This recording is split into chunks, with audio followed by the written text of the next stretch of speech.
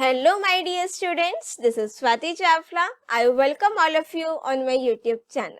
So as you know, in our previous video, we have started unit 4, that is Entrepreneurial Skills of part A, and these are the various subtopics that we have already covered in our previous video.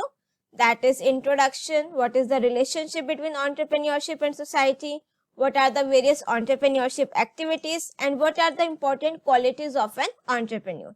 These topics we have already covered in our previous video. I hope you have watched that video also. If not, I will provide you the link of that video in the description of this video also, plus in this I button also. Do check it out. And in this video, we will complete this unit. जो हमारे remaining topics हैं, that we will discuss in this video.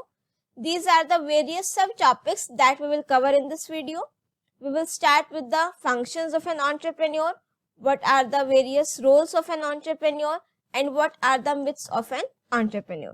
So I hope now you are ready to learn something new और ये unit को समझने के लिए आप एकदम रेडी हैं. तो बिना देरी किए करते हैं वीडियो की शुरुआत. बट उससे पहले अगर आप चैनल पर नए हैं और चैनल को अभी तक सब्सक्राइब नहीं किया है तो फटाफट से सबसे पहला काम चैनल को सब्सक्राइब कर दीजिए और साथ में उस बेल आइकन को भी प्रेस कर दो सो दैट आगे आने वाली सारी वीडियोस की नोटिफिकेशन सबसे पहले आपके पास पहुंचे. And show your support by subscribing the channel and sharing it with others too. और अगर वीडियो पसंद आ जाए तो एक लाइक तो वीडियो को जरूर बनता है. And after that, do share your views in the comment section also. So now, without any delay, let's start our today's video.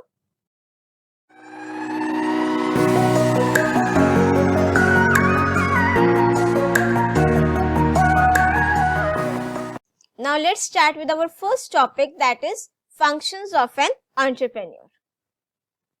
So आपके जो functions of an entrepreneur हैं, these are broadly categorized into 4 categories, that is entrepreneurial functions, promotional functions, managerial functions and commercial functions. Basically इस topic में आप ये study करोगे. entrepreneur आपको पता है कि कौन होता है, right?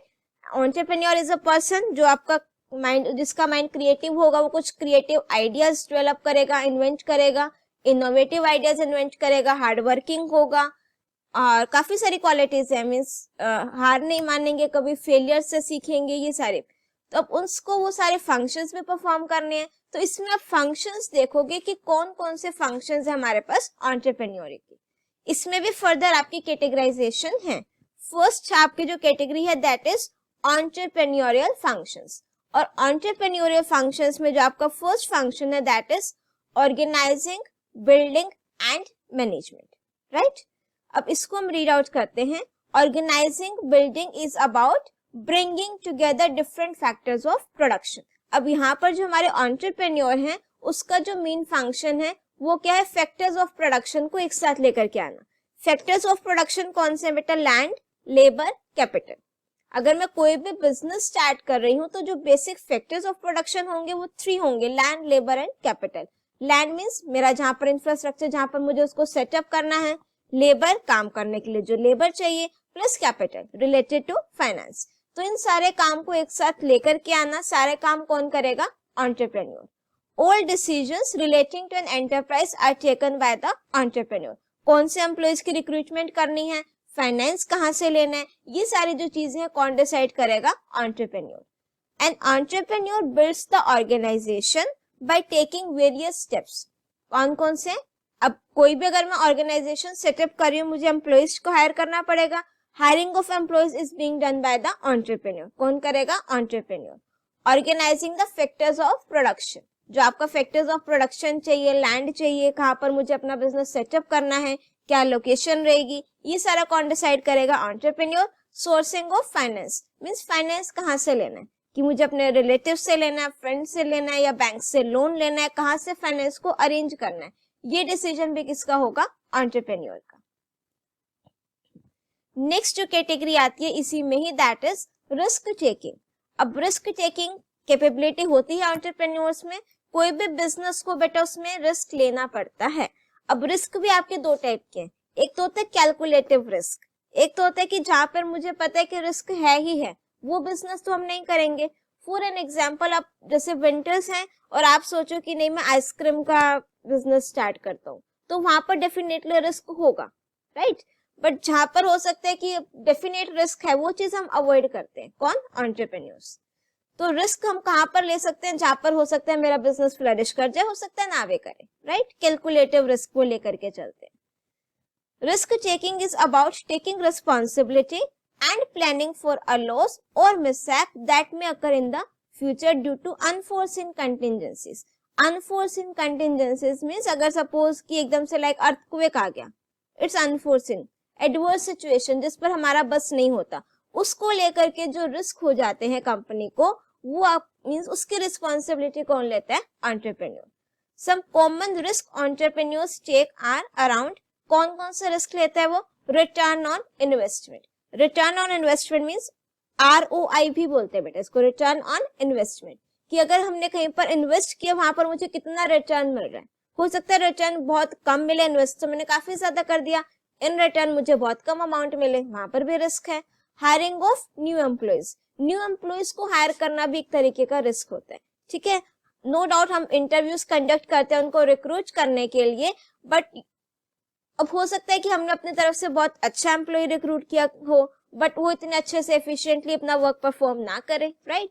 तो एक तरीके से अगर हम न्यू एम्प्लॉयज को हायर कर रहे हैं, रिक्रूट कर रहे हैं, वो भी एक टाइप का रिस्क है। वर्किंग विद वेंडर्स, वेंडर्स का मतलब क्या होता है? जो इंटरमीडिएट काम कर रहे हैं। फॉर एन एग्जाम्पल, आपने अमेजन से कुछ प्रोडक्ट परचेज किया, लेट सपोज आपने एक लैपटॉप परचेज किया, राइट?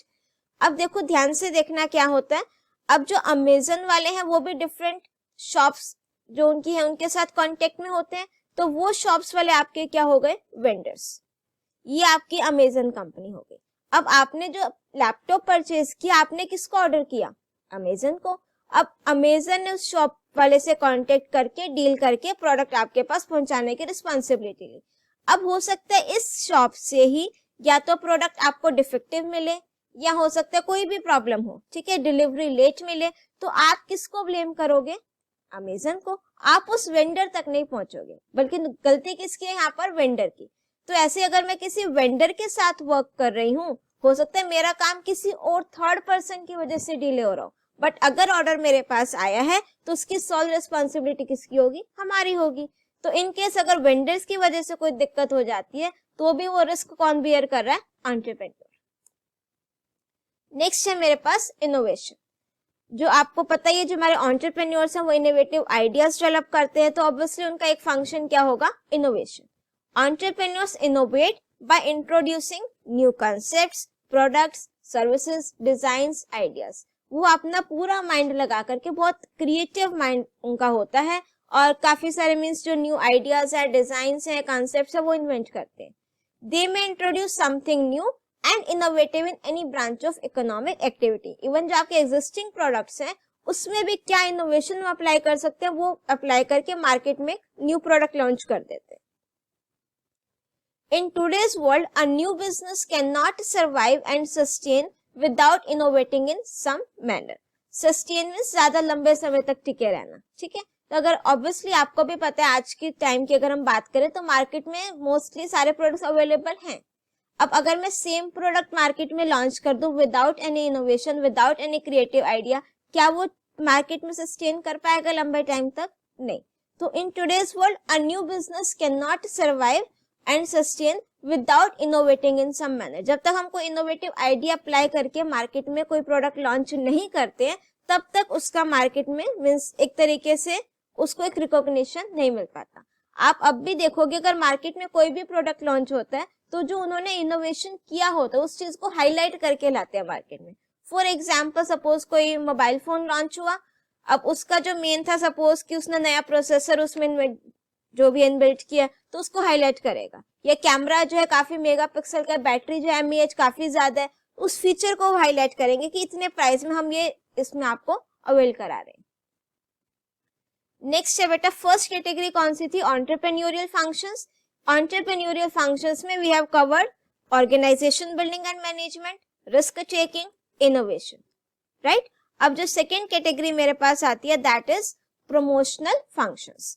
प्रमोशनल फंक्शंस में आपका जो फर्स्ट फंक्शन है that is idea discovery. The first step towards entrepreneurship is discovery of a business idea. जब तक आप कोई भी आइडिया डिस्कवर नहीं कर लोगे, हम प्रोडक्ट नहीं लॉन्च कर सकते मार्केट में।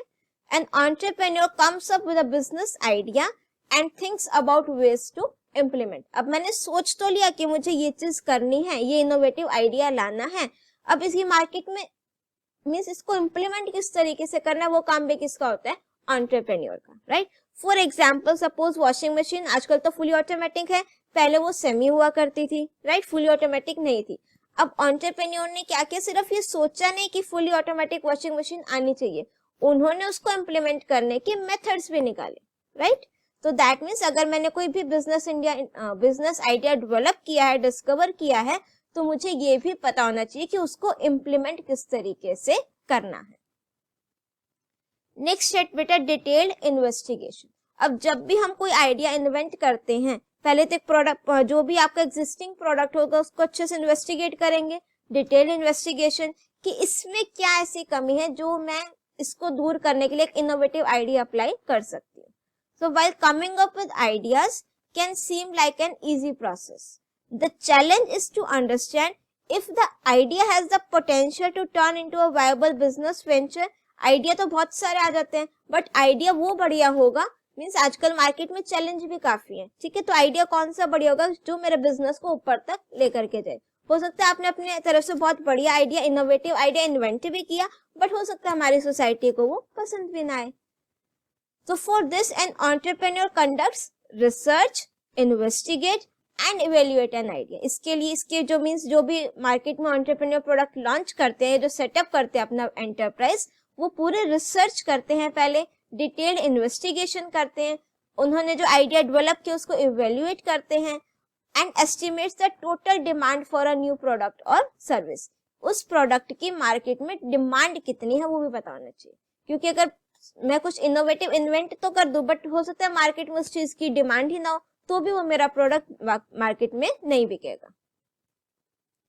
नेक्स्ट आता है मेरे पास assembling the requirements. Assembling means combine करना, इकट्ठा करना किसी चीज को। अब प्रमोशनल फंक्शंस में एंटरप्रेन्योर का जो सेकंड पॉइंट है that is assembling the requirements. अब काफी सारी बिजनेस की रिक्वायरमेंट्स होती है जब भी मुझे बिजनेस स्टार्ट करना हो। तीन तो आपको पता है, factors of production, land, labour, capital, right. अब काफी सारे रिक्वायरमेंट्स को उससे क्या करना, एंटरप्रेन्योर को असेंबल करना। Some basic business requirements include infrastructure और ऑफिस स्पेस, की जो मुझे अपना एंटरप्राइज सेटअप करनी है, जो बिल्डिंग खड़ी करनी है वो कहाँ पर खड़ी करनी है। ह्यूमन रिसोर्सेज चाहिए, उसको असेंबल करना है। की वेंडर्स और पार्टनर्स, अगर मेरी कोई सपोज कार मैन्युफैक्चरिंग कंपनी है तो जो उसके स्पेयर पार्ट्स हो गए, स्टील हो गए, टायर्स हो गए, रबड़ के, ये सारा काम हो सकता है मैं किसी थर्ड पार्टी से कराऊं, तो मुझे वेंडर्स भी अपने इकट्ठे करने हैं। Working capital means related to finance. So in uh manufacturing और product based business some requirements are selecting the factory site, कि मैं अपनी फैक्ट्री कहाँ पर, जो मेरी फैक्ट्री जो साइट होगी जहां मैं फैक्ट्री लगाऊंगी वो कहाँ पर होगी। Sourcing plant and machinery, hiring staff, finding the right suppliers, ये सारे रिक्वायरमेंट्स मुझे पता होने चाहिए। No matter what is the type of business, an entrepreneur has to work towards assembling and organizing all the requirement। चाहे मेरा किसी भी टाइप का बिजनेस हो, ये सारे रिक्वायरमेंट्स, ये सारी चीजें मुझे असेंबल करनी ही पड़ेंगी। नेक्स्ट है मेरे पास फाइनेंसिंग। अगर मैं कोई भी बिजनेस स्टार्ट कर रही हूँ, स्टार्टअप के लिए मुझे फाइनेंस चाहिए, तो रेजिंग कैपिटल का मतलब क्या बेटा, finance, money. Raising capital for a business is one of the core functions that entrepreneurs perform themselves, not just at the initial stage of the business, but even to grow and scale the business। अब दोबारा से देखो इसको, raising capital means मुझे finance चाहिए business के लिए, is one of the core function means बहुत important function है। और ऐसा नहीं है कि मुझे फाइनेंस सिर्फ इनिशियल स्टेज पर चाहिए। इनिशियल स्टेज मीन्स मैंने आज बिजनेस सेटअप किया, मैंने फाइनेंस अरेंज कर लिया, अब मुझे पूरी जिंदगी फाइनेंस नहीं चाहिए कि जो मेरा प्रॉफिट होगा उसी से काम चल जाएगा, नहीं, it's not always like that. Initial stage पर तो फाइनेंस चाहिए ही चाहिए, बट उसको मेरे को बिजनेस को ग्रो करना है, उसको एक्सपेंड करना है लार्ज स्केल पर, तो वहां पर भी मुझे फाइनेंस की रिक्वायरमेंट रहती है। First the requirements of finances are estimated. अच्छा सपोज करो आप लोन लेने गए, अब वो तो ये सबसे पहला क्वेश्चन क्या है, कितने का लोन चाहिए, राइट। तो सबसे पहला काम, जब मुझे कैपिटल रेज करनी है, फाइनेंस चाहिए, तो सबसे पहले मैं एस्टिमेट लगाऊंगी कि मेरे को कितना फाइनेंस चाहिए। नेक्स्ट, अब मेरे को ये पता लग गया कि मुझे 10 लाख चाहिए। अब नेक्स्ट, सोर्सेज ऑफ फाइनेंस, कि मुझे फाइनेंस लेना कहाँ से है, कि मैं बैंक से लोन लूं या फिर मैं लीज पर ले लूं, या हो सकता है मैं कोई चीज गिरवी रख दे, ठीक है, या मैं फ्रेंड से ले लूं, या पार्टनरशिप में कर लूं, या किसी रिलेटिव से ले ले हम डेप्ट करके, राइट। तो next, the sources from which capital will come are determined. Next point है, अब देखो नेक्स्ट मेरे पास आ गया managerial functions. We have already covered now entrepreneurial functions और प्रमोशनल फंक्शंस। नेक्स्ट जो मेरे पास आता है दैट इज मैनेजरल फंक्शंस। एक बार हेडिंग्स देख लेते हैं फटाफट से। बिल्कुल, एंटरप्रेन्योरियल फंक्शंस में फर्स्ट हमने करा था organization building and management, then risk taking, then innovation, then idea discovery. Idea discovery हमारा आया था बेटा प्रमोशनल फंक्शंस में, then detailed investigation, assembling the requirements, and then financing. अब हमारा जो स्टार्ट हो रहा है दैट इज मैनेजरल फंक्शंस। और मैनेजरल फंक्शंस में जो मेरा फर्स्ट पॉइंट है that is planning. Now see, आप लोग भी अगर कोई काम स्टार्ट करते होंगे तो उससे पहले प्लानिंग करते हैं उस चीज की, राइट। फॉर एग्जांपल आपने टर्म 2 एग्जाम्स आएंगे, टारगेट सेट कर रखे है कि अगर ये कितना 25 मार्क्स का होगा, राइट। तो 25 मार्क्स में से मेरा टारगेट रहेगा 25। तो आप पहले प्लानिंग करोगे, किसका ब्लूप्रिंट क्या है, मुझे किस अकॉर्डिंग पढ़ना चाहिए, ठीक है। तो अपना टारगेट सेट करोगे, राइट। तो हम सबसे पहला काम क्या करते हैं, प्लानिंग। तो हमारे एंटरप्रेन्योर भी पहला काम क्या करेंगे, planning.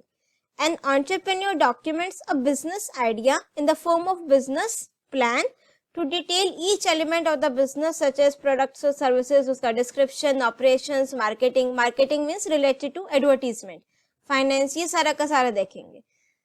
It helps to detail the what, when, how and who of doing every specification, कि अगर मुझे ये काम करना है तो what will be its objective, when it will be done, how it will be done, who will done this, right। तो ये सारे काम देखेगा। नेक्स्ट आता है बेटा मेरे पास ऑर्गेनाइजिंग।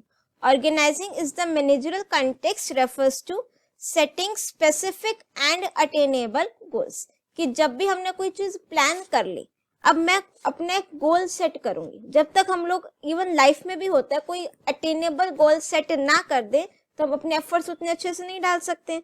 और यहाँ पर देखो मोस्ट इंपॉर्टेंट पॉइंट, जो भी आप गोल सेट करोगे that must be the attainable goals. Attainable goals means जो उसको जिसको अचीव कर सकते हैं। For example, let suppose I am the below average student of my class, ठीक है, जो स्टडीज में इतने अच्छे नहीं है, मेरे ऑन एन एवरेज या तो पास होना ही मुश्किल हो जाता है या फिर मुश्किल से 40% मार्क्स आते हैं, 30%, 40%, ठीक है। और मैं अपना टारगेट रख दूं कि अब तक मैंने कुछ भी नहीं पढ़ा है और आफ्टर 1 और 2 वीक्स में एग्जाम है, और मैं टारगेट सेट कर दूं मुझे 100% मार्क्स चाहिए हर एक सब्जेक्ट में। Will it be possible? Practically सोच कर देखो। नहीं, जिसने पूरा साल मेहनत नहीं की और बिलो एवरेज स्टूडेंट है और सिर्फ 2 वीक्स हैं एग्जाम में और फिर टारगेट सेट कर दे 100%, will it be attainable one? Practically सोच कर देखो, नॉट पॉसिबल, ठीक है। तो मैं अपने गोल जो है कैसे सेट करूंगी, अटेनेबल वन मींस अगर मेरे अब तक लेट सपोज 30% मार्क्स आ रहे हैं तो I can set the target कि वो 45 to 50% एटलीस्ट आ जाए। इसमें क्या होगा, मैं एफर्ट्स भी पूरे डालूंगी, प्लस ये मेरे लिए कुछ हद तक अटेनेबल भी है। ऐसे अगर कोई टॉपर स्टूडेंट है जिसके on an average 80 to 90% marks आ रहे हैं, they can set the target above 95% चाहिए। पूरी मेहनत करेंगे, उनके लिए टारगेट अटेनेबल भी अचीवेबल भी है, राइट। तो हमें अगर हम इसकी बात करें एंटरप्राइज की, जो हमारा बिजनेस है, अगर मेरे को इस टाइम इस ईयर मींस इस मंथ इतना प्रॉफिट हुआ है तो नेक्स्ट गोल मैं ये सेट कर सकती हूँ। एकदम से ज्यादा सेट कर दो वो चीज भी पॉसिबल नहीं। It is about arranging, directing, guiding, coordinating and controlling the key business activities. कौन कौन सी एक्टिविटीज, सारा कुछ अरेंज करना, डायरेक्टिंग, एक दूसरे को अपने एम्प्लॉइज को देखना, उनको सुपरवाइज करना, गाइड करना, कोऑर्डिनेटिंग एंड कंट्रोलिंग, सबको साथ में लेकर के चलना, राइट। नेक्स्ट पॉइंट वही आ गया मेरे पास, दैट इज डायरेक्टिंग। अब डायरेक्टिंग का मतलब क्या होता है, किसी चीज को डायरेक्शन देना। अब अगर मैंने अपना टारगेट सेट कर दिया, अब let suppose I am the manager of my company, ठीक है, मैं एंटरप्रेन्योर हूँ, मैंने एंटरप्राइज सेटअप कर रखी है, मैंने ये टारगेट भी सेट कर दिया, मैंने प्लान कर लिया कि मुझे 10 लाख इस विद इन दिस, 10 लाख ज्यादा हो गया, चलो सपोज 1 लाख प्रॉफिट चाहिए इस मंथ, ठीक है। अब मैंने organize means attainable goal set कर दिया प्लान करके। अब मैं अपने एम्प्लॉइज को डायरेक्शन दूंगी कि how to achieve this goal, plus मैं उनको सुपरवाइज भी करूंगी, ठीक है। जो गाइडलाइंस मैंने उनको दिए हैं देखेंगे कि वो फॉलो कर रहे हैं या नहीं कर रहे। तो directing is about initiating planned action, जो हमने एक्शन प्लान किया इनिशिएट कर दो मीन्स उसको स्टार्ट कर दो, and ensuring that each employ is performing effectively. अब मेरी ऑर्गेनाइजेशन में काफी सारे एम्प्लॉयज हैं, कोई एक से मिलकर तो मेरा काम नहीं चलेगा, सभी को एक साथ लेकर के चलना है। तो मैं देखूंगी कि सारे के सारे एम्प्लॉयज इफेक्टिवली एफिशिएंटली वर्क कर रहे हैं या नहीं कर रहे। This also includes doing continuous performance reviews, जैसे क्लास में टीचर्स भी आपको इवेल्युएट करते हैं, ठीक है, देखते हैं हर एक की परफॉर्मेंस, आप लोगों के टेस्ट होते हैं उसको रिकॉर्ड करके रखते हैं, ये सारी चीजें। अब this also includes doing continuous performance reviews, हर एक 1 by 1 मीन्स ऐसा नहीं कि सिर्फ एक टेस्ट के फिर उसके बाद 5th टेस्ट का रिकॉर्ड देख लिया, नहीं। Includes doing continuous performance reviews and organizing task according to plan, अपने प्लान के अकॉर्डिंग फिर हम अपने टास्क को ऑर्गेनाइज करते हैं। नेक्स्ट मेरे पास पॉइंट आता है staffing. Staffing means recruiting the employees. तो स्टाफिंग रेफर्स टू डिफरेंट सब processes around HRM also known as human resource management. अब इसमें मुझे क्या प्लानिंग करनी है, man power planning. Man power planning means जो मैं अपने एम्प्लॉइज को रिक्रूट करूंगी। रिक्रूट मीन्स जिसको आप लोग कहते हो हिंदी में भर्ती करना एम्प्लॉइज की, right. Man power planning, recruitment करेंगे, सिलेक्शन करेंगे कौन सा एम्प्लॉइज इफेक्टिवली एफिशिएंटली वर्क करेगा, प्लेसमेंट उनकी ट्रेनिंग देंगे, अगर कहीं ट्रांसफर करना हो दूसरी लोकेशन पे वो सारा काम होगा, सैलरी देंगे, प्रमोशन मीन्स एक लेवल से हायर लेवल तक, payroll related to salary, appraisal means किसी को मोटिवेट करने के लिए चाहे मैं कुछ एक्स्ट्रा बोनस इंसेंटिव दे सकती हूँ, वो सब। तो the objective of staffing is to fill a particular position with the right employee at the right time, कि अगर आपकी ऑर्गेनाइजेशन में कोई पोस्ट वैकेंट है तो राइट टाइम पर मुझे राइट एम्प्लॉय को वहां पर प्लेस करना है। This is the main challenge also. Next point है बेटा कम्युनिकेशन। अब आज की डेट में सारे के सारे काम कम्युनिकेशन की हेल्प से ही होंगे। अब वो कम्युनिकेशन आपका ओरल भी हो सकता है, रिटन भी हो सकता है। आपके बॉस ने आपको जो भी इंस्ट्रक्शंस देनी है, he or she can either send it verbally or in the written form. तो communication enables exchange of feelings, ideas, emotions, information, knowledge between two or more persons. An entrepreneur has to communicate every single day. Single day की वजह within hours भी means ऐसा नहीं होता कि 1 घंटा हो गया एंटरप्रेन्योर ने कोई इंस्ट्रक्शंस नहीं दी, ठीक है। ये हो सकता है वो डेली के टास्क पे बता दे, तो ऐसा एक दिन भी नहीं जाता जब एंटरप्रेन्योर कुछ कम्युनिकेट ना करे। अब वो किसी भी फॉर्म में हो सकते हैं, in the form of writing, responding, drafting emails, mails भी आपका कम्युनिकेशन का ही पार्ट है, वर्बल इंस्ट्रक्शन बोल करके कोई इंस्ट्रक्शंस दे दी, डिस्कशंस हो गई, इस तरीके से। On an average entrepreneurs spend 75 to 90% of their work time communicating with others, क्योंकि जो मेन काम करना है वो एक्चुअल किसने करना है, एम्प्लॉइज ने। एंटरप्रेन्योर उसको क्या करेगा, गाइडलाइंस देगा। अब जो उसने गाइडलाइंस देनी है या परफॉर्मेंस को इवेल्युएट करना है वो सारा किससे होगा, वो कम्युनिकेट करके। नेक्स्ट पॉइंट आता है मेरे पास सुपरविजन। सुपरविजन का मतलब क्या होता है, देख रेख करना किसी चीज की। तो supervision is a key skill as even overseeing that things are being executed well is important, कि जो आप चाह रहे हो, जो आपने टारगेट सेट किया, एम्प्लॉइज उस तरीके से काम कर रहे हैं या नहीं कर रहे। N entrepreneur might delegate task and give instructions. Delegate task मतलब जो काम, सपोज करो मुझे कोई काम करना है, एज एन एंटरप्रेन्योर मेरे पास काफी सारे काम है, तो व्हाट आई विल डू, मैं अपने कुछ काम अपने एम्प्लॉइज को दे दूंगी कि मेरे बिहाफ पर वो मेरे एम्प्लॉइज वो काम करेंगे। तो मैंने अपना काम क्या कर दिया, डेलीगेट कर दिया, मीन्स अपने टास्क या अपने रिस्पॉन्सिबिलिटीज किसी और को दे देना जो आपके बिहाफ पर वो काम करे, राइट।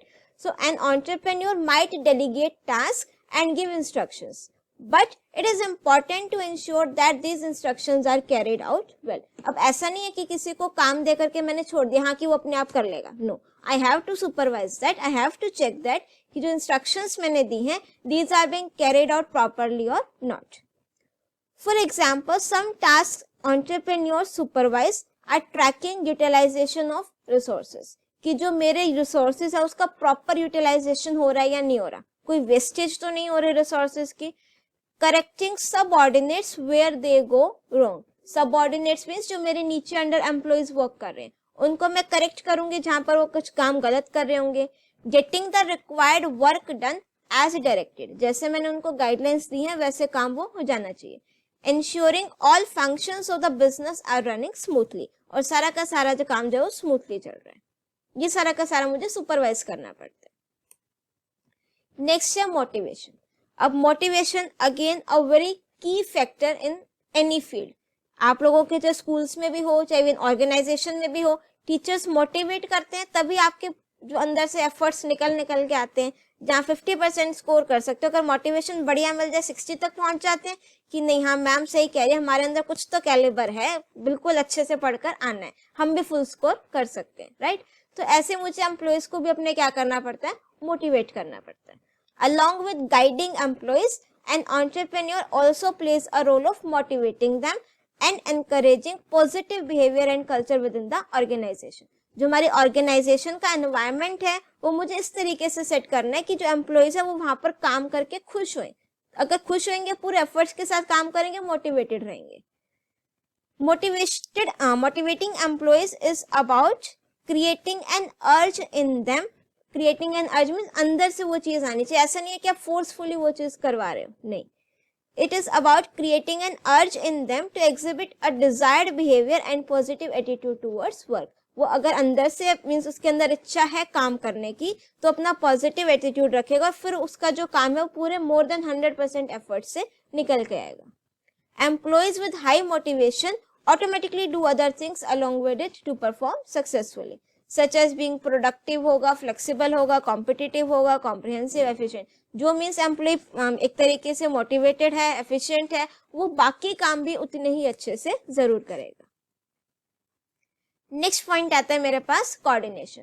कोऑर्डिनेशन मीन्स अब देखो हमारी उसमें ऑर्गेनाइजेशन में काफी सारे डिपार्टमेंट्स हैं, काफी सारा वर्क मैंने डेलीगेट कर रखा है, हर एक एम्प्लॉयज डिफरेंट डिपार्टमेंट को संभाल रहे हैं। तो एज एन एंटरप्रेन्योर मुझे उन सबको एक साथ लेकर के चलना है, क्योंकि कंपनी का जो गोल है वो एक है, डिपार्टमेंट वाइज गोल नहीं सेट होगा, ठीक है। फॉर एग्जाम्पल मेरी ऑर्गेनाइजेशन है, मैंने सेट कर दिया कि इस मंथ इतने यूनिट सेल होनी चाहिए, इतना अप्रॉक्स प्रॉफिट होना चाहिए। अब परचेज डिपार्टमेंट अलग है, सेल्स डिपार्टमेंट अलग है, मार्केटिंग डिपार्टमेंट अलग है, अपना अपना डिपार्टमेंट वाइज तो वो काम अच्छे से देख रहे हैं, बट मुझे इन सभी डिपार्टमेंट्स को क्या करना है, कोऑर्डिनेशन में लेकर के चलना है। So coordination between different departments of the business helps to ensure that work happens in a timely manner, कि सारा का सारा काम टाइम पर हो जाए। अब मैंने इधर से देख लिया परचेजिंग डिपार्टमेंट ने काम बहुत बढ़िया कर रखा है, सेल्स डिपार्टमेंट का काम बहुत बढ़िया चल रहा है, इधर से मार्केटिंग डिपार्टमेंट का वो पैम्फलेट नहीं रेडी हुआ जो उन्होंने एडवर्टीजमेंट के लिए देना है, ठीक है। इन दोनों का काम तो बढ़िया हो गया, मुझे साथ में इन तीनों को लेकर के चलना है कि ऐसा ना हो कि मार्केटिंग डिपार्टमेंट का काम नहीं हुआ तो उसकी वजह से परचेज और सेल्स डिपार्टमेंट सफर करे, राइट। सो सारा काम टाइमली हो जाए, इन सबको कोऑर्डिनेट में लेकर के चलना है। Activities of all the employees must be channelized towards goal achievement. जो सारे के सारे कंपनी में एम्प्लॉइज हैं वो काम कर रहे हैं, वो सारा के सारे उसको मीन्स किसके थ्रू आना चाहिए कि जो हमारा कंपनी का गोल है एट द एंड अचीव वही करना है। An entrepreneur has to set certain targets, set कर दिए मेजर्स जो हमने अचीव करना है, गोल सेट कर दिए with different departments to ensure all are coordinating and working effectively internally as well. Means ऐसा ना हो कि कोऑर्डिनेट तो मैंने डिपार्टमेंट्स को कर दिया but with in that department he coordination नहीं है, राइट। तो ये सारी चीजों को देख करके हमें चलना पड़ता है। नेक्स्ट मेरे पास आता है controlling. Controlling is necessary for the entrepreneur to set company rules and policy, कि जो हमारी कंपनी की रूल्स या पॉलिसी है वो हम सेट कर दें। इसमें जनरली क्या होता है कि जो हमने टारगेट सेट किया था वो अचीव हुआ कि नहीं हुआ वो हम चेक करेंगे।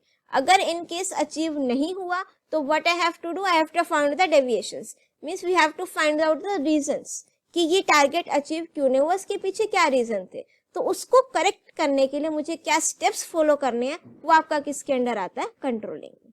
फॉर एग्जाम्पल आपका फाइनल एग्जाम थे, उससे पहले आपके प्री बोर्ड्स हुए, आपने ये टारगेट सेट कर दिया कि मेरे इतने आने चाहिए, अब हो सकता है कि आगे, हो सकता है नहीं भी आए, तो आप कंट्रोलिंग के प्रोसेस में क्या करोगे, you will find out the reason कि आप कहाँ पर लैग कर रहे हो, कहाँ पर कमी है, सो दैट जब फाइनल बोर्ड एग्जाम हो आप उस चीज को इम्प्रूव कर सको, ठीक है। तो सेम हमारा किस में आता है बेटा, कंट्रोलिंग में। It helps the entrepreneur to set performance standards, measures and compare, फिर हम कंपेयर करेंगे कि जो हमने सेट किया था वो अचीव हुआ कि नहीं हुआ। Compare productivity and performance, identify variations, कुछ अगर वेरिएशंस हैं तो उसको आइडेंटिफाई करेंगे and then take corrective action, उसको किस तरीके से फिर हम उसको करेक्ट कर सकते हैं, क्या स्टेप्स मुझे लेने चाहिए, that we will follow. Now जो नेक्स्ट कैटेगरी हमारे पास आती है फंक्शंस की, दैट इज कमर्शियल फंक्शंस। अब कमर्शियल फंक्शंस में first one is production and operation. Depending on whether it is a service business और product based business, an entrepreneur has to perform the function of managing production और operations. जो भी आपके raw materials हैं उसको manage करना, means collect करना, assemble करना, ये सारा काम कौन करेगा, entrepreneur. Plus utilizing maximum capacity, जो आपके रिसोर्सेज उसको इफेक्टिवली मैक्सिमम यूटिलाइजेशन हमें उनका करना चाहिए। जो नेक्स्ट आता है मेरे पास, that is finance and accounting. ये सारे बेसिकली फंक्शंस हम ऑलरेडी डिस्कस कर भी चुके हैं in different categories also. So while finance is more focused on raising funds and managing them, accounting helps to record and analyze the financial position of the business. अच्छा, finance and accounting में क्या है, finance तो क्या कहता है, arrange कर लिया हमने सोर्स कहीं ना कहीं से। अब accounting means उस चीज का रिकॉर्ड भी तो मुझे रखना है कि मैंने फाइनेंस कहाँ से लिया। अब ऐसा ना हो कि मैं फाइनेंस अरेंज करता जाऊं, यहाँ से भी मैंने लोन ले लिया, यहाँ से भी ले लिया, यहाँ से भी ले लिया, रिकॉर्ड कुछ रखा नहीं, ठीक है। अब एट द एंड मेरे को तो बहुत लॉसेज हो गए, मैं खुद ही डेप्ट में चला गया, डेप्ट मीन्स उधार हो गया मेरे पे काफी ज्यादा। तो मुझे क्या करना है, साथ बाय साथ accounting. Accounting means helps to record and analyse the financial position of the business. इससे मेरे जो बिजनेस है उसकी फाइनेंशियल पोजीशन, एक क्लियर पिक्चर सामने निकल के आ जाती है कि हाँ मैंने इस डेट को इससे इतना लोन लिया, इसको इतना दिया, इस तरीके से। Thus, an entrepreneur has to prepare and analyze cash flow statements, income sheet, balance sheet, etc. या आप अगर 11th 12th में कॉमर्स लोगे तो ये टर्म्स जरूर आप देखोगे, cash flow statements, income sheet, balance sheet. इसमें बेसिकली ये रहता है कि हमने कहाँ से कितना फाइनेंस लिया, कहाँ से किसको कितना दिया। नेक्स्ट आता है बेटा मेरे पास point, that is marketing. So marketing is about moving the product और service from producer into the hands of the end customer और यूजर। कि अब मेरा प्रोडक्ट बिल्कुल बन करके लॉन्च होने के लिए रेडी है, अब मुझे उसकी क्या करनी है, एडवर्टीजमेंट करनी है, मार्केटिंग करनी है। एंड इट इन्वॉल्व्स प्रमोशन, जो हमारा प्रोडक्ट है उसको लॉन्च करने से पहले प्रमोट करते हैं, तभी वो बाकी कस्टमर्स को पता लगेगा हाँ भाई ये प्रोडक्ट मार्केट में आने वाला है। It involves promotion, advertising, distribution. Distribution means जो छोटे छोटे सैशेस जो बना करके दे देते हैं, customer service etcetera. An entrepreneur has to perform this function to make people aware about the offerings of the business and makes sale. ठीक है, तो इससे जो आपके जो कस्टमर्स हैं वो अवेयर रहेंगे कि हाँ ये प्रोडक्ट इस तरीके से मार्केट में लॉन्च होने वाला है। नेक्स्ट है बेटा मेरे पास HRM, that is human resource management. वही पॉइंट्स रहेंगे बेटा जहाँ ह्यूमन रिसोर्स मैनेजमेंट आ जाए, स्टाफिंग आ जाए। That means you have to recruit the employees, you have to do the selection of your employees, you have to give training to your employees, ये सारे points आएंगे इसमें। An entrepreneur performs this function as no business can function without people. कितनी सारी machines ला करके खड़े कर दो, जब तक उसमें human man power नहीं होगी, machines को चलाने के लिए भी man power चाहिए, ठीक है। तो जब तक man power नहीं होगी, employees नहीं होंगे, कोई भी जो आपके एंटरप्राइज है वो फंक्शन नहीं कर सकती है।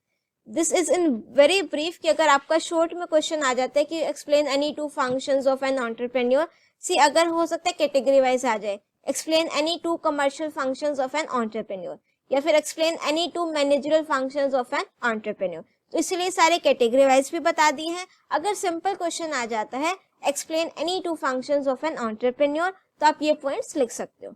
Let's read it quickly. Making decision, an entrepreneur makes decisions every day. वो कोई भी डिसीजन हो सकता है, चाहे वो लैंड लेबर कैपिटल का हो, एम्प्लॉइज को रिक्रूट करने का हो, सारे डिसीजंस किसने लेने हैं, एंटरप्रेन्योर ने। This includes what to produce और सेल, हमने क्या प्रोड्यूस करना है हमारी एंटरप्राइज ने, क्या सेल करना है, कितना करना है, वेयर टू सेल, ये सारे डिसीजंस भी कौन लेगा, एंटरप्रेन्योर। नेक्स्ट आता है मैनेजिंग द बिजनेस।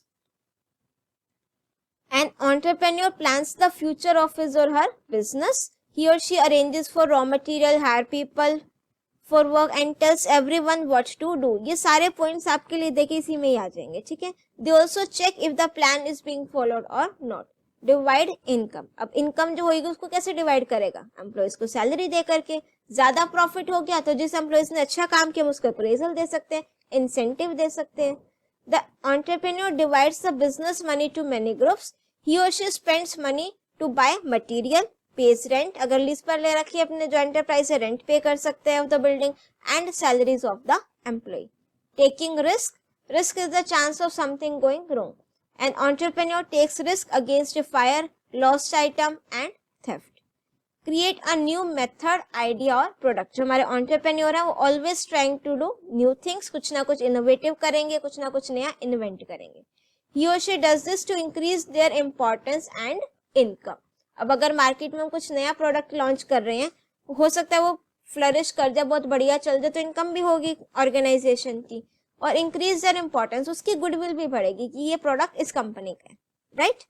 अब जो हमारा नेक्स्ट टॉपिक आ जाता है that is roles of an entrepreneur. See अब तक आप ये सब पढ़ चुके हैं, इंट्रोडक्शन भी, फंक्शंस भी, क्वालिटीज भी। अब यही सारे उसके क्या बन जाएंगे, रोल बन जाएंगे। फॉर एग्जाम्पल अगर मैं आपको फर्स्ट पॉइंट कहूँ कि एंटरप्रेन्योर का मेन काम क्या होता है, आप कहोगे इनोवेटिव आइडियाज डेवलप करना, न्यू आइडियाज इन्वेंट करना, क्रिएटिविटी करना, तो इस टाइम पर वो कौन सा रोल प्ले कर रहा है, इनोवेटर्स रोल, ठीक है। तो innovators role means entrepreneurs innovate by bringing unique and new products and services into the market. In many cases these are improved version of existing products और सर्विसेज अवेलेबल। अब आज की डेट में market में इतने सारे प्रोडक्ट्स हैं, अगर वो कुछ बिल्कुल नया इन्वेंट नहीं कर सकता तो एग्जिस्टिंग प्रोडक्ट जो मार्केट में है उसी में ही कुछ ना कुछ कमी निकाल, मीन्स कि इस प्रोडक्ट में ये ठीक है अच्छा था बट ये कमी कहीं ना कहीं दिख रही है, तो उसको वो इनोवेट कर देगा कि इस चीज को कैसे मैं हटा सकता हूँ। Innovation fuels economic growth and helps to boost global presence of product and services. Next मेरे पास क्या आता है, agents role. Entrepreneurs act as agents of change. They identify opportunities. Agents of change means कि जो आपके एग्जिस्टिंग प्रोडक्ट्स हैं उसमें वो चेंजेस करेंगे, एक नया प्रोडक्ट लॉन्च कर रहे हैं। दे आइडेंटिफाई अपॉर्चुनिटीज। अपॉर्चुनिटीज देखते हैं कि कहाँ पर मेरे को एक अपॉर्चुनिटी मिल रही है कि मैं उसको ग्रैब कर लूं और फिर मार्केट में अपना प्रोडक्ट लॉन्च कर दूं। Solve problems, offer effective solutions, जो एग्जिस्टिंग प्रोडक्ट में प्रॉब्लम्स हैं उसके सॉल्यूशंस क्या होते हैं वो बता सकता है। Establish enterprises, set up industries and bring positive change for the economy. Next है कोऑर्डिनेटिंग रोल। अब आपको पता है कि एंटरप्रेन्योर सारे के सारे काम को कोऑर्डिनेट करके चलता है। क्या क्या चीज कोऑर्डिनेट करेगा, factors of production, land, labour, capital, अपना जो काम उसने दूसरों को डेलीकेट किया, दूसरों को दिया है वो भी वो चेक करेगा कि अच्छे से कर रहे हैं कि नहीं। डिफरेंट डिपार्टमेंट्स में कोऑर्डिनेशन देखेगा। तो अब ये सारा कोऑर्डिनेशन जब एक एंटरप्रेन्योर देख रहा है तो उस टाइम पर वो कौन सा रोल प्ले कर रहा है, कोऑर्डिनेटिंग रोल। नेक्स्ट आता है मेरे पास रिस्क एजम्पशन रोल। अब वो रिस्क भी ले रहा है तो कौन सा रोल हो गया, risk assumption role. Entrepreneurs are not risk averse and they realize that taking risk is a part of business। Risk लेने से वो घबराते नहीं है, ठीक है, उनको पता है कि it's a part of business। The fruit of bearing risk can be profit। fruit of bearing risk means अगर मैंने रिस्क लिया हो तो उसका बेनिफिट मुझे क्या किस फॉर्म में मिलेगा, profit. which leads to wealth generation for overall economy। उससे जो हमारी ओवरऑल इकोनॉमी है उसकी भी जो वो है वो इम्प्रूव होगी। नेक्स्ट आता है मेरे पास capital formation role. Capital formation role, अब वो कैपिटल अरेंज कर रहा है कहीं ना कहीं से, फाइनेंस अरेंज कर रहा है। Mobilization of idle savings takes place when money is invested in a business, ठीक है। ये सारा development of assets, trade activities, एक तरीके से वो फाइनेंस जब अरेंज कर रहा है तो उस टाइम पर विच रोल ही और she is playing, capital formation role. Next आता है इमिटेटिंग रोल। इमिटेटिंग का मतलब क्या होता है, किसी चीज की डुप्लीकेट कॉपी, नकल करना किसी चीज की। अब यहाँ पर जो एंटरप्रेन्योर है वो इमिटेटिंग रोल कैसे प्ले कर रहा है, क्योंकि अभी हमने डिस्कस किया था कि या तो बिल्कुल न्यू प्रोडक्ट लॉन्च करेगा, बिल्कुल न्यू इनोवेटिव आइडिया, या हो सकता है वो एग्जिस्टिंग प्रोडक्ट में कुछ नया कर दे। अब इसमें जो इमिटेटिंग रोल है that is in many developing countries, जो काफी सारी डेवलपिंग, जो ऑलरेडी डेवलपिंग कंट्रीज हैं, एंटरप्रेन्योर्स, अब जैसे हम इंडिया की बात करें, ठीक है, तो India is my developing country, अभी पूरी फुली डेवलप्ड नहीं है। एंटरप्रेन्योर्स आइदर इमिटेट और adapt the innovation of developed Nations, जो नेशंस डेवलप्ड हो चुके हैं, यूके, कनाडा, जापान, राइट, उनके प्रोडक्ट्स को वो देखेगा, ठीक है। अब लेट सपोज हम एक फॉर एन एग्जांपल, उन्होंने वहां पर एग्रीकल्चर फील्ड में कुछ मशीनरी लॉन्च कर दी, ठीक है, मशीन एक थी कोई बहुत बढ़िया, ये फार्मिंग से रिलेटेड काम था। तो अब उन्होंने देखा जो हमारे इंडिया के एंटरप्रेन्योर्स थे उन्होंने वैसी बनाई, बट ये देखा कि वो मशीन सिर्फ इलेक्ट्रिसिटी से चलती है। अब जो हमारे इंडिया के एंटरप्रेन्योर्स थे उसमें उन्होंने इनोवेशन आइडिया डाल दिया। क्या डाल दिया कि भाई या तो बैटरी से चल जाए या फिर वो सोलर की फॉर्म में जो आपकी सोलर एनर्जी होती है उससे चल जाए। तो कहीं ना कहीं उसने इमिटेट करके भी अपना इनोवेशन डाल दिया। तो वो आपका कौन सा रोल हो गया? Imitating role. नेक्स्ट है बेटा मेरे पास employment generation role. Employment generation, अब जो हमारे एंटरप्रेन्योर्स हैं रिक्रूट कर रहे हैं एम्प्लॉयज को, उनका सिलेक्शन कर रहे हैं, ट्रेनिंग कर रहे हैं, तो वो कौन सा रोल प्ले कर रहे हैं? Employment generation role. इससे जो आपकी अनएम्प्लॉयमेंट की प्रॉब्लम है काफी हद तक वो भी सॉल्व हो जाती है।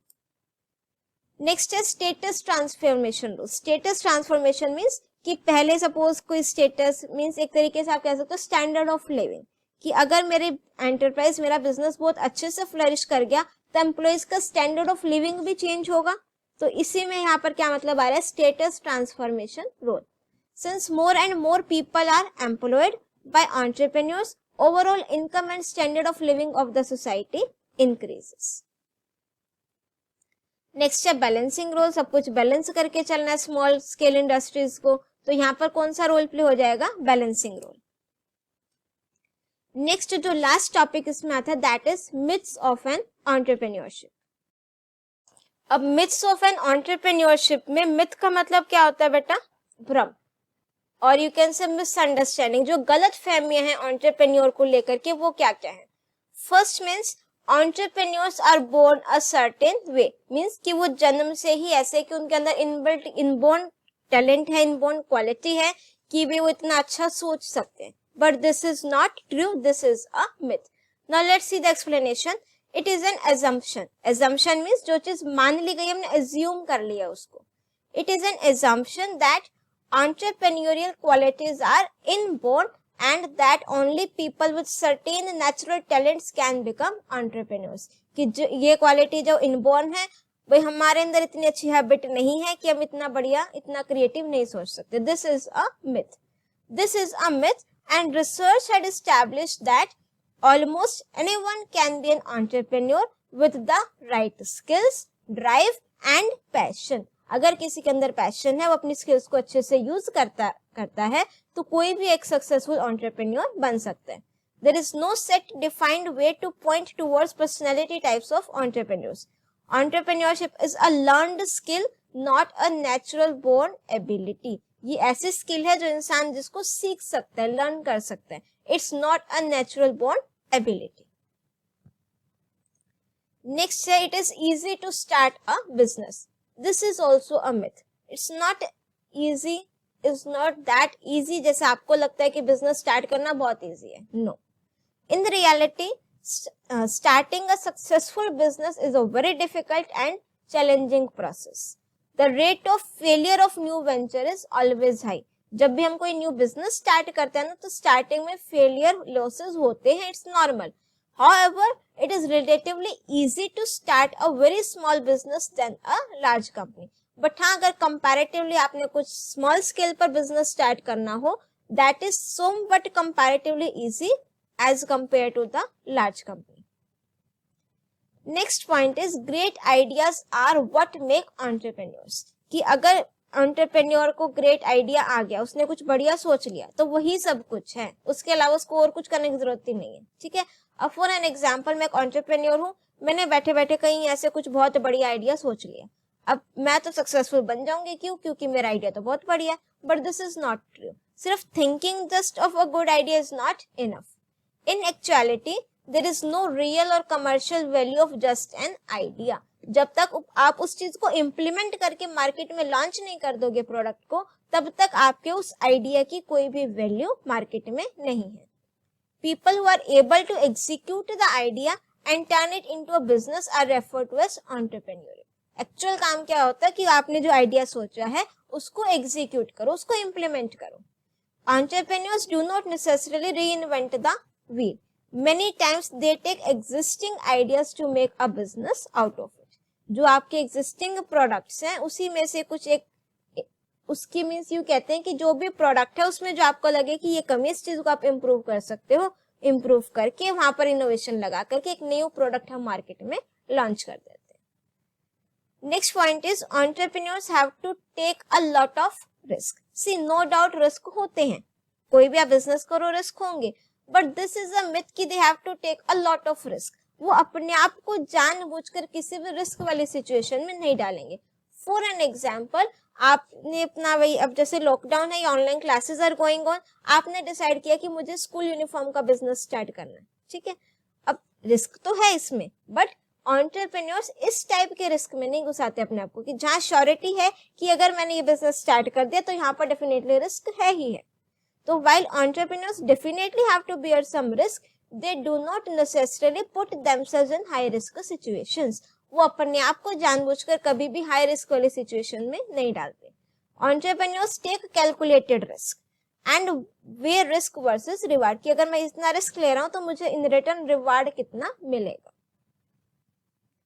Next point is business either sky rocket और फेल। स्काई रॉकेट मीन्स बहुत रॉकेट की तरफ फ्लरिश कर जाना एक तरीके से, और मीन्स कि जो बिजनेस है या तो बहुत बढ़िया चलेगा, फ्लरिश होएगा, या वो फेल हो जाएगा, ठीक है।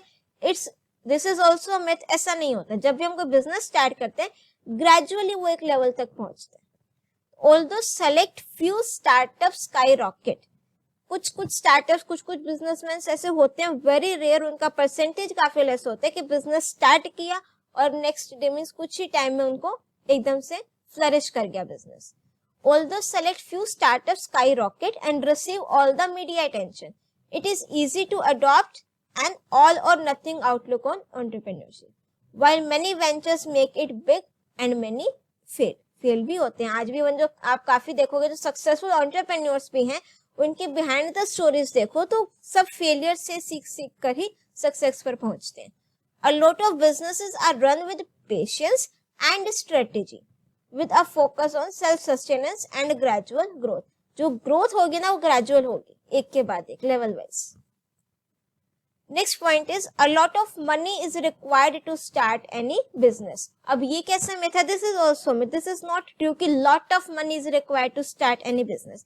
If you want to start any business, आपके पास एक अच्छा आइडिया है, क्रिएटिव आइडिया है, you can start your business. अब आपके माइंड में है कि मेरे पास तो इतना सारा पैसा नहीं है, ठीक है, तो आप क्या कर सकते हो, जो रिसोर्सेज एट प्रेजेंट अवेलेबल हैं, सबसे पहली चीज तो क्या होती है, स्टार्ट करना कोई भी चीज को, राइट। तो आप एग्जिस्टिंग रिसोर्सेज को मैक्सिमम यूटिलाइज करके आप अपना बिजनेस स्टार्ट कर सकते हो। Otherwise you can take loan from the bank. While certain amount of capital is required, ऐसा तो नहीं है कि बिल्कुल भी पैसा चाहिए ही नहीं बिजनेस स्टार्ट करने के लिए, this is also not true. While certain amount of capital is required for take a business off the ground, it varies depending on the business.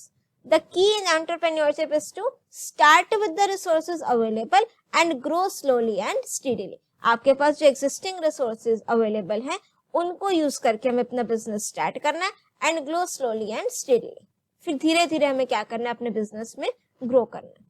It is not necessary that one should fear or deter from entrepreneurship due to lack of financial resources. और ऐसा नहीं होना चाहिए कि आपके अंदर इस चीज का डर हो कि मेरे पास इतना सारा फाइनेंस नहीं है तो मैं एक बिजनेस स्टार्ट या मैं एंटरप्राइज सेटअप नहीं कर सकता। You can do. Next is one must know everything before starting a business. कि अब आपके माइंड में आया कि नहीं बिजनेस तो स्टार्ट करना है, बट मेरे को इसके बारे में इतनी सारी नॉलेज, इतनी सारी इंफॉर्मेशन नहीं है। This is also a myth कि one must know everything before starting a business, कि अगर मुझे बिजनेस स्टार्ट करना है तो मुझे उससे पहले सब कुछ पता होना चाहिए। दिस इज ऑल्सो मिथ, ठीक है। See life is a learning process, ठीक है। आप लाइफ के हर एक स्टेज पर कुछ ना कुछ, किसी ना किसी से जरूर कुछ ना कुछ सीखते हो। हाँ, ये जरूर है कि जो आप बिजनेस सेटअप कर रहे हो, पूरी नॉलेज नहीं तो समवट 50% नॉलेज उसके बारे में होनी चाहिए, बट ऐसा नहीं है कि one must know everything before starting a business. हम काम करते करते भी काफी कुछ सीखते हैं, अपने एम्प्लॉयज से भी सीखते हैं। Entrepreneurs continuously thrive to be in a constant state of learning. जो हमारे entrepreneurs होते हैं, constant state of learning, धीरे धीरे कुछ ना कुछ वो सीखते रहते हैं। Being new and even somewhat naive can be an asset in today's rapidly changing world, because succeeding at entrepreneurship requires energy, innovation, and the ability to push yourself outside from your comfort zone. What actually counts is not what you know, but how fast you can learn. ठीक है, आप कितनी जल्दी उस चीज को grab कर लेते हो, ये चीज मायने रखते हैं। अब बिल्कुल शॉर्ट में ही हमने एक ग्लांस में निकाल रखे हैं what are the myths of an entrepreneurship. अगर पॉइंट्स में आ जाते हैं या फिर आप ये पॉइंट्स एक्सप्लेन कर सकते हो, otherwise just go through with that. तो आप इनको बिल्कुल अपनी लैंग्वेज में भी एक्सप्लेन करके लिख सकते हो। Let's read it out quickly. Entrepreneurs are born that way. सारे मिथ्स ऑफ एंटरप्रेन्योरशिप है कि एंटरप्रेन्योर्स जन्म से ही एंटरप्रेन्योर्स होते हैं, उनके अंदर पैदाइश इतना बड़ा टैलेंट होता है। No, this is a myth. It is easy to start a new business. It's not always that easy. जितना वो easy दिखता है होता नहीं है। All entrepreneurs have great ideas. This is also a myth. ठीक है, सभी entrepreneurs का अपना great idea नहीं होता। क्यों? क्योंकि कुछ तो existing product में कमियां निकाल के उसमें innovation ला करके new product launch कर देते हैं। The only requirement is a good idea. This is also a myth. कि सिर्फ एक अच्छा idea होना जरूरी नहीं है, उसको इम्प्लीमेंट कैसे करना है, सारा कोऑर्डिनेशन कैसे करना है, असेंबलिंग द रिक्वायरमेंट्स, वो सब भी जरूरी है। बिजनेस आइदर फ्लरिश और फेल, कि मेरा बिजनेस या तो फ्लरिश करेगा या फिर फेल होगा। नो, ग्रेजुअली एक स्टेप बाय स्टेप वो ग्रो करेगा। Entrepreneurs take lots of risk. वो कैलकुलेटिव रिस्क लेकर के चलते हैं, अपने आप को जानबूझकर वो रिस्क वाली सिचुएशन में नहीं डालते। A startup can not borrow from bank. This is also myth. अगर मुझे बिजनेस स्टार्ट करना है, आप बैंक से लोन ले सकते हो। One must know everything before starting a business. This is also myth. Till the end, जब तक वो एंटरप्राइज है, हम इस वर्ल्ड में हैं, हम एट द एंड अपना कुछ ना कुछ नया जरूर सीखते हैं। Now it depends on you कि आप किससे क्या सीखते हो। A lot of money is required to start any business. This is also a myth. This is not true कि आप एग्जिस्टिंग रिसोर्सेज को मैक्सिमम यूटिलाइज करके अपना बिजनेस स्टार्ट कर सकते हो। Entrepreneurs give a little attention to their personal life. This is also a myth. अब आपके माइंड में क्या आ रहा है कि एंटरप्रेन्योर सारा दिन काम करते हैं, बहुत हार्ड वर्किंग है, ऑप्टिमिस्टिक है, सब कुछ अरेंज करते हैं, तो उनको फैमिली टाइम या जो उनका फैमिली टाइम है, पर्सनल टाइम है, उस चीज के लिए वो टाइम नहीं निकाल पाते। नो, हमारे जो एंटरप्रेन्योर्स होते हैं उनके अंदर टाइम मैनेजमेंट स्किल भी बहुत अच्छी होती है कि सारी चीजों को साथ में लेकर के किस तरीके से चलना है, राइट। सो इसी के साथ हमारे जो यूनिट 4 है that is entrepreneurial skills of part A, this is completed now. 2 videos में यूनिट कंप्लीट हो चुकी है। आई होप आपको ये यूनिट बहुत अच्छे से समझ में आ गई होगी, कंसेप्ट्स क्लियर हो गए होंगे। इसमें से generally theoretical question short type के ही आते हैं, तो अपने अकॉर्डिंग आप कंसेप्ट समझ लेते हो तो फिर तो चाहे किसी भी टाइप के क्वेश्चन आ जाए, definitely you will be able to understand that. I hope आपको जो कंसेप्ट है that is crystal clear now. If still you are having any doubt, you can write it in the comment section. And if you like my video, do press the like button and share your views in the comment section. And don't forget to subscribe my channel and press the bell icon to get the updates of my upcoming videos. Till then, keep watching, keep studying.